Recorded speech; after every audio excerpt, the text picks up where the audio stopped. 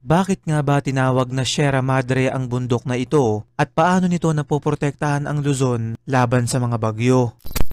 Mga kaibigan, ang Sierra Madre o sa Ingles ay Mother of Mountains ay ang pinakamahabang mountain range sa Pilipinas na umaabot ng mahigit 540 kilometers mula Cagayan hanggang Quezon. Ito ay pinangalan ng Sierra Madre noong 16th century ng mga Spanish explorers nang simulan nilang gawan ng mapa ang eastern coastline ng Luzon. Tinatawag rin itong Backbone of Luzon dahil nagsisilbi itong barrier at tagaprotekta laban sa mga dumadaan na bagyo.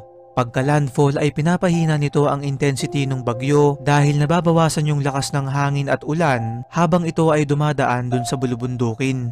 Ang pinakanakikinabang dito ay ang mga lowland areas sa Luzon tulad ng Manila, Bulacan, Pampanga at Nueva Ecija.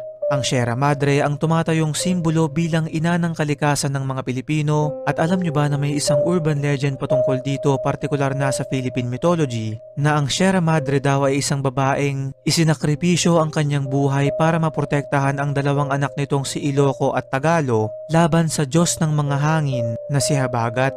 Ayon naman sa kwento ng ilang tribo ng mga Ita ay may mga espiritu at engkanto raw na naninirahan sa mga punong nasasakupan ng Sierra Madre na siyang nagpapahina sa mga dumadaan na bagyo. Nakakalungkot lang isipin na matapos tayong protektahan ng Sierra Madre sa mahabang panahon ay sinisimulan ng sirain ang ilang parte nito para sa ikayayaman ng iilan na siyang pagdurusa